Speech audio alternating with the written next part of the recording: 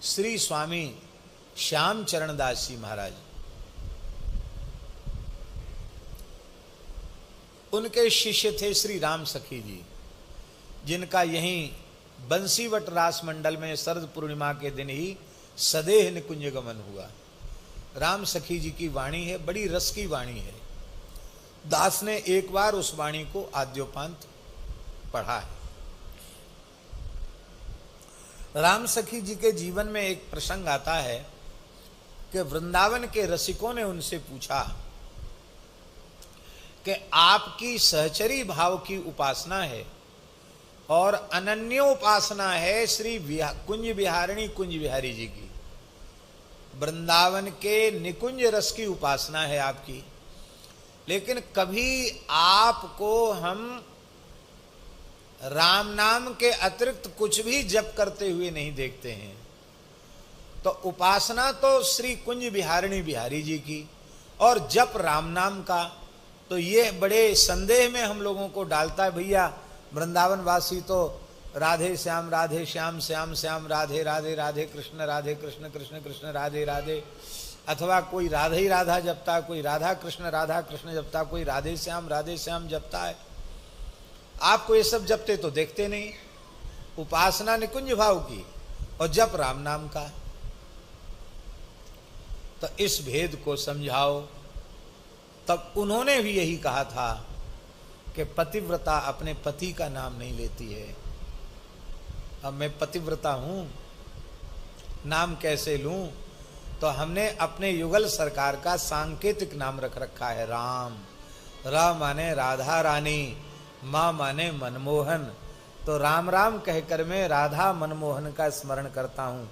राम सखी जी की साखी है, रा अक्षर श्री राधिका, माँ मनमोहन जान, राम नाम याते भयो जान ही संत सुजान।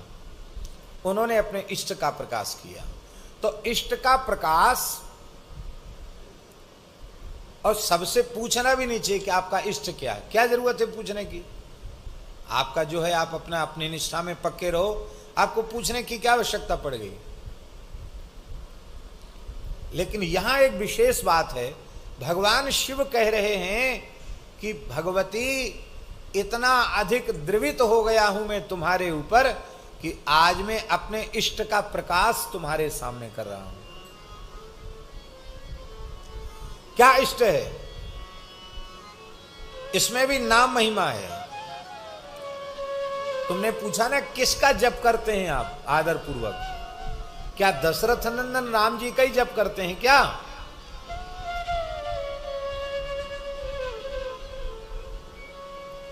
बंदऊ बाल रूप सोई राम, बंदऊ बाल रूप सोई राम, सब सिद्धि सुलभ जपत जिसु नाम, सब सिद्धि सुलभ जपत जिसु नाम। देवी, बाल रूप श्री राम जी ही मेरे इष्ट हैं, जिनके पवित्र नाम का जप करने से संपूर्ण सिद्धियां सुलभ हो जाती है, सब कुछ सुलभ हो जाता है। हमारे वृंदावन में एक महापुरुष थे, गौड़ीय संप्रदाय के श्री कामधेनु वाले बाबा। आप लोगों में से किसी ने उनका दर्शन किया हो। रमन रेती में कामधेनु गौशाला उनकी बनाई हुई थी और उनका नाम था पूज्य बाबा श्री यादवेंद्र दास जी। ये जो भागवत निवास है, भागवत निवास की परंपरा के साधु थे। वो श्री पंडित बाबा श्री रामकृष्ण दास जी की परंपरा के संत थे और भगवत साक्षात्कार संपन्न संत थे, सिद्ध पुरुष थे वो। हाँ, यूं तो सिद्ध के रूप में अनेक लोग प्रसिद्ध हो जाते हैं, लेकिन वे वस्तुतः सिद्ध थे। शरीर से भी ब्रज, आप तो दर्शन किए होंगे, शरीर से भी ब्रजवासी थे वो और सेठ साहू का बहुत खराब बोलते थे। हाँ, ऐसो बोलते कि जल्दी कोई पास फटके नहीं उनके, ऐसा बोलते। पर उनकी सेवा गुसाई लोग करते थे। वृंदावन के पुराने ब्रजवासी, बड़े बड़े भागवत के पंडित, रासाचार्य, ये सब उनको मानते थे, उनके पास जाते थे। हमारे ऊपर उनका बड़ा प्रेम था, बहुत स्नेह था। ऐसी ऐसी विचित्र विचित्र अनुभूतियां वे सुनाते थे अनेकों बार। हम आपको क्या कहें, सबके सामने कहने योग्य बातें नहीं हैं, क्योंकि सबके हृदय में सरल विश्वास नहीं होता है। अच्छे महापुरुष थे। तो परंपरा से तो गौड़िया थे, और उनके यहां हमेशा रामचरितमानस के बालकांड का पाठ होता रहता था। बालकांड से आगे नहीं, न कभी सुंदरकांड, न किष्किंधा, न लंका, न उत्तर, न अयोध्या, कुछ नहीं, केवल बालकांड। और खूब पाठ होते थे। कोई हमेशा अखंड नहीं चलता था, लेकिन कई बार उनका मन हो गया तो पूरे कार्तिक बालकांड का अखंड पाठ। और हमने देखा अच्छे अच्छे भागवत के पंडित विद्वान वहां आकर पाठ में बैठते थे। तो उनका एक दिया हुआ भाव हम स्मरण कर रहे हैं। बोले देखो, बड़े को रिझाना बहुत कठिन है, और बच्चा तो एक टॉफी ते रिझ जाए, एक नेक सी टॉफी दे दो और बालक को प्रसन्न कर लो, जो चाहो सो उसको उससे ले लो, कहवा लो, वो सर्वस्व दे देगा। एक टॉफी अपने आप को दे देगा। एक टॉफी दो, तुम्हारी गोद में आ जाएगा। गोद में आने का मतलब है अपने आप को दे दिया उसने एक टॉफी के बदले। और बोले वही 15-16 साल का लड़का हो तो हजारों रुपए को खिलौना खरीदवा दो, को फिर भी राजी ना हो। तो बोले भैया, अपने तो छोटे लालाए माने, नेक सी मिश्री दे दो, एक लड़ुआ दे दो, एक पेड़ा दे दो, एक बतासा दे दो, और जो चाहो सो ले लो। तो उनके यहां बंदऊ बाल रूप सोई रामू, सब सिद्धि सुलभ जपत जिसु नामू, इसका संपुट लगाकर बालकांड का पाठ होता था। बोले हमारा लाला प्रकट होता है और ब्याह करता है, इसके आगे हम सुनते ही नहीं, हमें जरूरत नहीं सुनने की। फिर रावण बध लीला, अरे भैया जाए रावण मानो है सो समझे, हमें रावण से कोई प्रयोजन नहीं है, हमारे लाला को ब्याह है गयो। एक बार उन्होंने कहा, बोले बाबा राधा कृपा कटाक्ष का पाठ करते हो? हमने कहा नित्य तो नहीं करते, कभी कभी कर लेते हैं। अच्छा, बहुत बढ़िया। तो राधा कृपा कटाक्ष में प्रमोद काननेश्वरी आया है राधा रानी के लिए। आपने गर्ग संहिता पढ़ी है, ब्रज के प्राचीन साहित्य को देखा पढ़ा है। ब्रज में 12 वन और 12 उपवन में कहीं प्रमोद वन है? गिनती करके बताओ। नहीं है महाराज जी। फिर राधा रानी प्रमोद काननेश्वरी कैसे हो गई?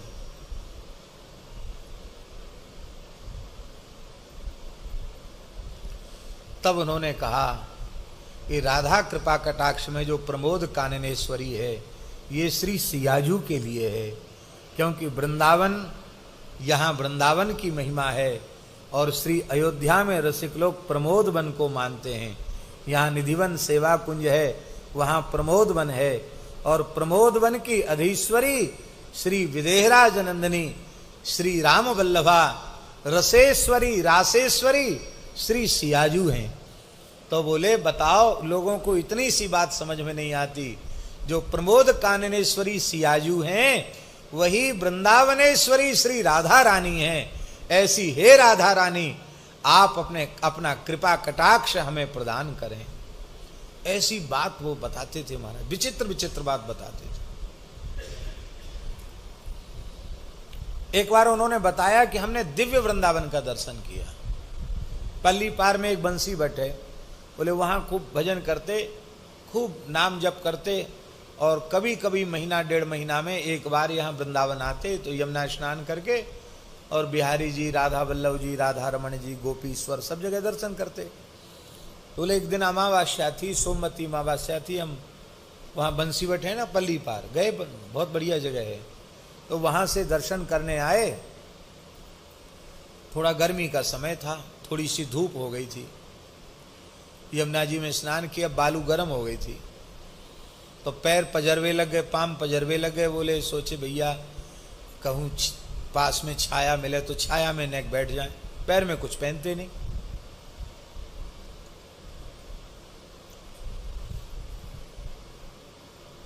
वो ठाकुर जी बैठे रहेंगे, ठाकुर जी को एक थोड़ा ऐसे कर दो ठाकुर जी को। हाँ विराज जाओ, विराज जाओ।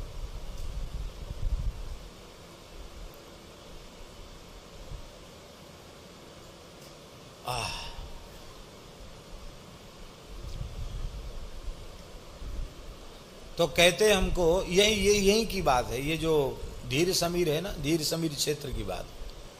तो पास में धीर समीर ही है। तो यहां हमें वृक्ष दिखाई पड़े। वृक्ष तो पहले वृंदावन में थे, पर वहां जब गए तो क्या देखा कि वो वृक्ष तुलसी के हैं। और कहे बाबा आप आश्चर्य करोगे, एक एक वृक्ष की पीड़ इतनी मोटी मोटी,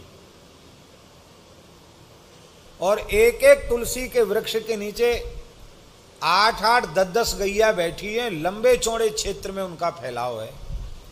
तो भैया हमने जीवन में ऐसे वृक्ष नहीं देखे। तुलसी की मंजरी तो तुलसी की, दल भी तुलसी का। तो हमने ऐसे लेके ठाकुर जी का स्मरण करके सूंघी कि और कोई तो ना है, कोई और कोई पेड़ होए। हमने जीवन में पहली बार तो तुलसी की मंजरी, तुलसी का दल खाया, तुलसी पत्ता, तुलसी का दल।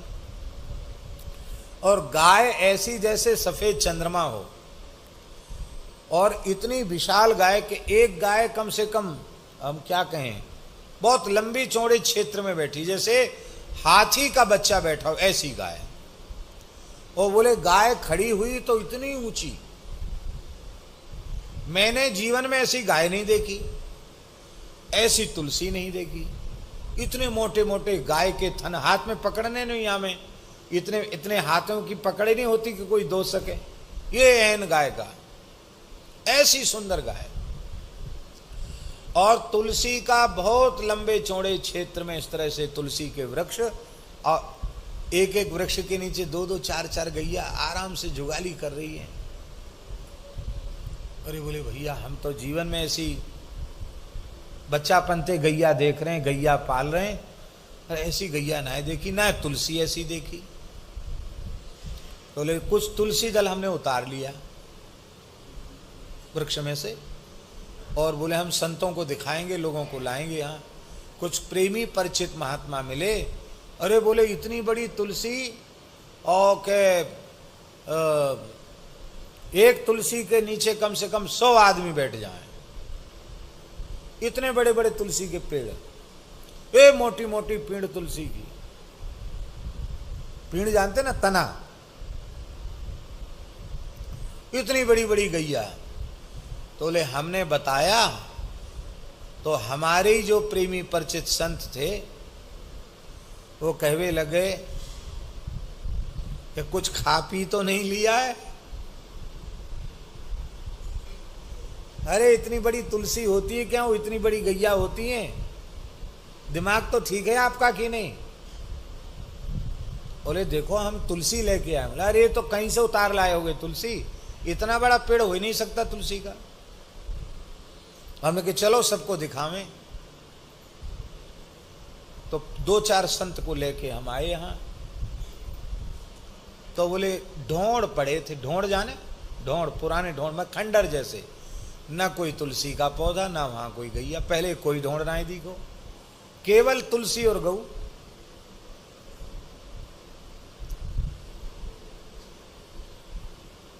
तो मन में हुआ क्या कि ये क्या हुआ, ये तो बिल्कुल जागृत की बात है। तुलसी तो हम लेके आए, अपने ठाकुर जी को चढ़ाई। तो जैसे ही थोड़े विश्राम में गए, बंसीवट पहुंचने के बाद, तो सिद्ध पुरुषों ने संकेत किया, बाबा तुमने प्रकाश करके अच्छा नहीं किया, तुम्हें दिव्य वृंदा देवी का दर्शन, दिव्य वृंदावन का दर्शन, और ठाकुर श्यामा श्याम जिन गायों को लाड़ करते हैं उन नित्य वृंदावन, नित्य गोलोक की गोमाताओं का दर्शन हो गया। तुम भाग्यशाली हो। ऐसी ऐसी घटनाएं उनके सामने घटती थी।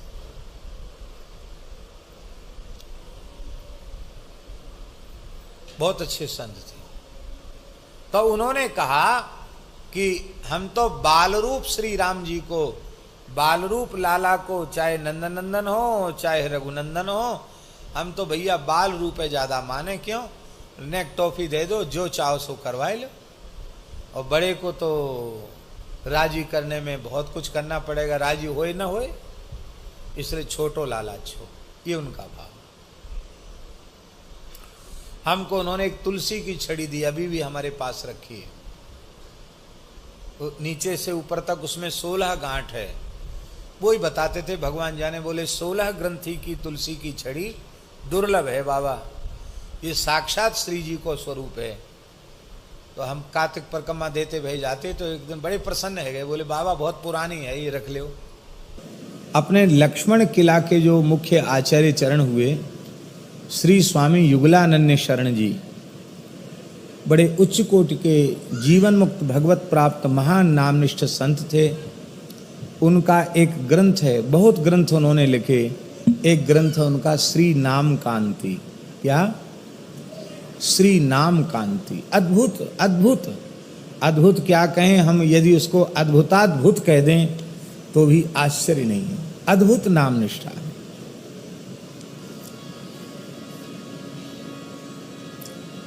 मनबोध शतक में श्री युगलानंद शरण जी ने लिखा है, इतना बढ़िया दोहा है कि इसको हृदयस्थ कर लेना चाहिए।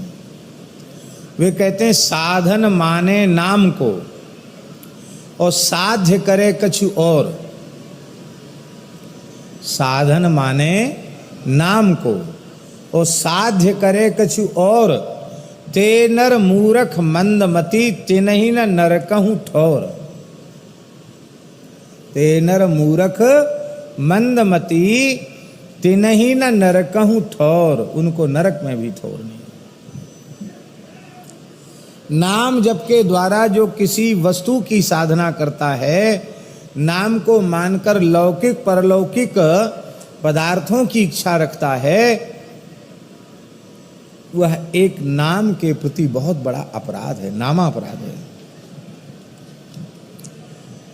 नाम महाराज को ही साधन और नाम महाराज को ही साध्य मानकर संयम पूर्वक 6 महीने यदि नामस्मरण करे, तो श्री युगलानंद शरण जी ने शपथ पूर्वक कहा है, केवल 6 महीना अहर्निश तीव्र श्री सीताराम नाम की साधना करे तो केवल 6 महीने में साधन और साध्य दोनों को एक करके नाम जपे तो 6 महीने में सीताराम जी का दर्शन हो जाएगा।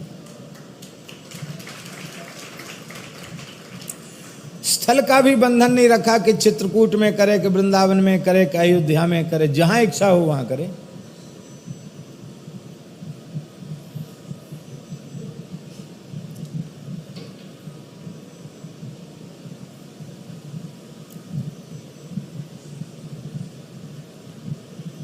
एक तो 4 चीजों का संयम करें नाम जप में। मौन रहकर नाम जप करें, अर्थात वाणी से अन्य चर्चा न करें नाम जप के समय। बहुत आवश्यक हो तो नाम का ही उच्चारण करें।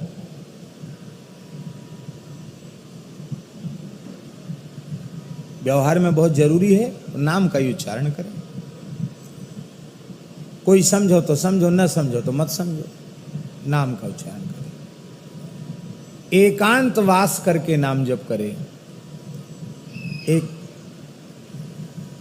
निर्जन नीरव स्थल में नाम जप करें। तीसरा,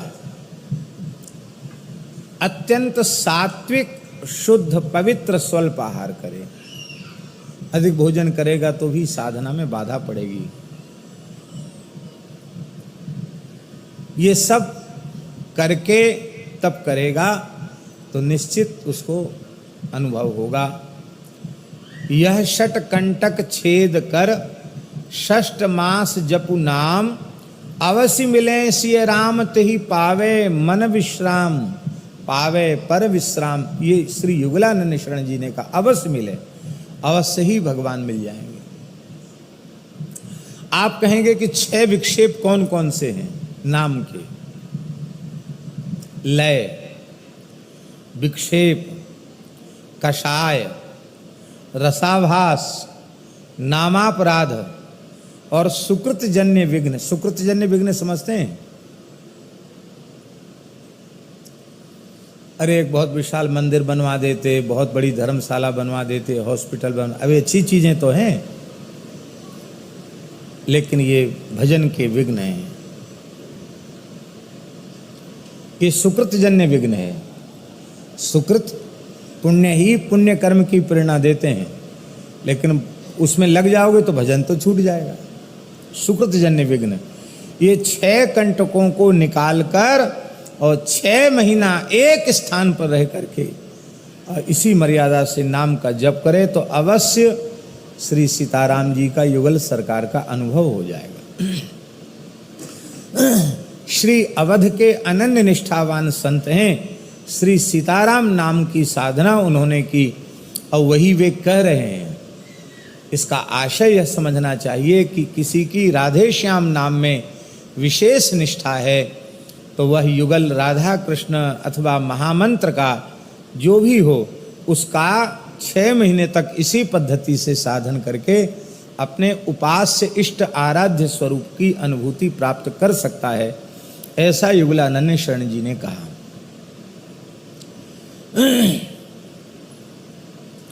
एक जगह युगलानंद शरण जी ने कहा है कि जो निष्ठापूर्वक, भावपूर्वक, श्रद्धापूर्वक, विश्वासपूर्वक 25,000 नाम जप रोज करते हैं।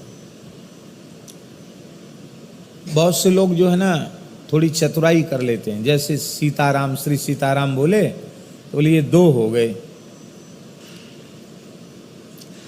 तो वो डबल गिन लेते हैं। तो यद्यपि डबल गिन, दोनों अलग अलग नाम हैं, लेकिन उचित यह है कि श्री सीताराम 1 गिनो। महामंत्र में भी 16 नाम जप लिए जाते हैं, क्योंकि नाम 16 हो गए ना। लेकिन कई महापुरुषों ने, संतों ने ऐसा भी भाव दिया, बोले नहीं, ये महामंत्र है तो पूरा 1, इसलिए जब जप करो तो हरे राम राम राम हरे हरे, हरे कृष्ण कृष्ण कृष्ण हरे हरे, अथवा हरे कृष्ण कृष्ण कृष्ण हरे हरे, हरे राम राम राम हरे हरे, जैसा भी आपको जपने का अभ्यास हो, ये पूरा कहने के बाद 1 गिनो। और ब्रज के महान सिद्ध संत श्री राधे श्याम बाबा ने 56 वर्ष में, कितने वर्ष में? 56 वर्ष में ब्रज में झाड़करी के जंगल में रह करके और 1 अरब की संख्या में महामंत्र का जप किया था। हरे राम राम राम हरे हरे, हरे कृष्ण कृष्ण कृष्ण हरे हरे 1। इस गिनती से उन्होंने 1 अरब महामंत्र का जप किया था। तो 16 की गणना करेंगे तो भैया जी कितने हो गए? 16 अरब नाम हो गए। और इस जप को पूर्ण करने में उनको 56 वर्ष लगे थे। 57 वर्ष में उनका वो पूरा हुआ था, जप पूरा हुआ था। केवल 1 दोना छाछ पीते थे और इतना सा गुड़ खाते थे, बस। अब विचित्र विचित्र उनके जीवन की घटनाएं हैं। बाबा श्री राधे श्याम बाबा, हनुमान जी प्रकट हो गए, बोले बाबा क्या चाहिए? तो बोले हम तो ब्रज में पड़े हैं, हमको चित्रकूट के दर्शन की इच्छा हो रही है। बोले बैठो भुजा पर। हनुमान जी ने भुजा पर बैठाया, बोले खोलो आंख। आंख खोले तो चित्रकूट कामतानाथ जी के सामने खड़े हैं। कर लो परिक्रमा। श्री तुलसीदास जी को गुरु मानकर उन्होंने साधन किया और गोस्वामी तुलसीदास जी ने प्रत्यक्ष दर्शन दिया उनको और कहा कि ये तो ठीक है, तुमने मुझे गुरु रूप में स्वीकार किया, मैंने तुम्हें शिष्य रूप में स्वीकार किया, किंतु एक मर्यादा है। प्रत्यक्ष प्रकट किसी संत से विधिवत दीक्षा ग्रहण करो, संस्कार ग्रहण करो। तुमको लोग पूछेंगे किसके शिष्य हो, हमारा नाम बताओगे तो तुम्हारी बात लोग झूठी मानेंगे, उनकी हानि होगी, तुम्हारी हानि होगी। इसलिए मर्यादा है, प्रत्यक्ष गुरु विराजमान है, उनसे जाकर शरणागति लो। फिर उनकी आज्ञा से उन्होंने शरणागति ली। तो श्री सीताराम 1, इस हिसाब से 25,000 नाम जप करे तो उन्होंने लिखा है कि उसका कभी अमंगल नहीं होगा, सर्वदा मंगल होगा। 50,000 नाम जप इस निष्ठा से करे तो देवता लोग भी उसकी पूजा करने लग जाते हैं। 1,00,000 नाम जप करे तो वह प्रभु का प्रेम प्राप्त करके कृतार्थ बने रहते हैं। और जो संख्या से पार होकर, युगलानंद शरण जी महाराज बोल रहे हैं, जो संख्या से पार होकर निरंतर नाम जप करते हैं, कहते उनकी महिमा का वर्णन करना तो शेष और शारदा के बस में भी नहीं है। शेष जी भी उनकी महिमा का वर्णन नहीं कर सकते और भगवती सरस्वती भी उनकी महिमा का वर्णन नहीं कर सकती, उनकी इतनी महिमा है।